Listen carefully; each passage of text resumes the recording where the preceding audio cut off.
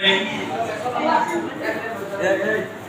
12 রবিউল আউয়াল হযরত মুহাম্মদ সাল্লাল্লাহু আলাইহি সাল্লামের জন্মদিন।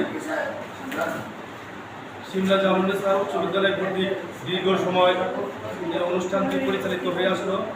এই অনুষ্ঠানে যিনি পরিচালনা করেছেন আমাদের অনুষ্ঠানের সঞ্চালক আয়নাল হক সাহেবকে আমার ব্যক্তিগত পক্ষ থেকে ধন্যবাদ জানাচ্ছি। পাশাপাশি আমাদের ধর্মীয় শিক্ষক মৌলানা সাহেবকে ধন্যবাদ জানাচ্ছি তার সুন্দর একটি মোনাজাতের কারণে, এবং সর্বোপরি সকলকে ধন্যবাদ জানাচ্ছি যে সৃষ্টির যে জন্য পৃথিবীর সৃষ্টি হয়েছে হযরত মুহাম্মদ সাল্লাল্লাহু আলাইহি সাল্লাম তারই আজকে জন্মদিন এবং মৃত্যুদিন।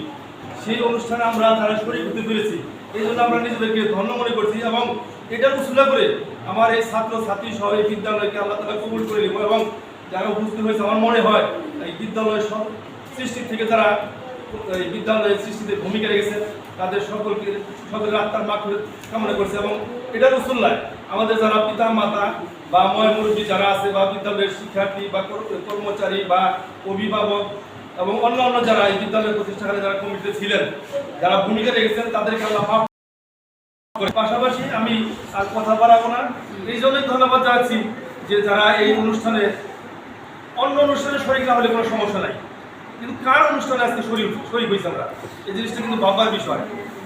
তাই না? আসলে আমাদের এই জীবনের সর্বশেষ যে পরিণতি মৃত্যুর পরে আমরা যে একটা পরকাল আছে, পরকালে আমরা কি করব? পরকালে আমরা কার উসুলায় কার সাফাইতে পার হবো, তারই জন্মদিন, তারই মৃত্যুদিন।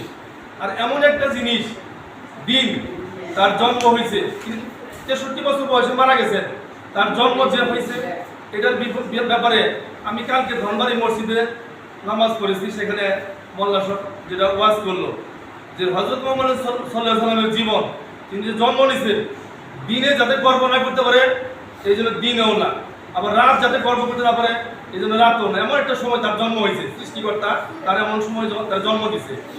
এই কথাটা শুনে আমার খুব ভালো লাগে। আসলে তাহলে জিনিসটা বুঝো। আর তোমরা যে অংশগ্রহণ করলা এই কুইজে, তোমরা তো অনেক কিছু শিখতে পারলা, তাই না? তো পুরস্কার বড় কথা না, অংশগ্রহণ করছো এই যেটাই বড় কথা।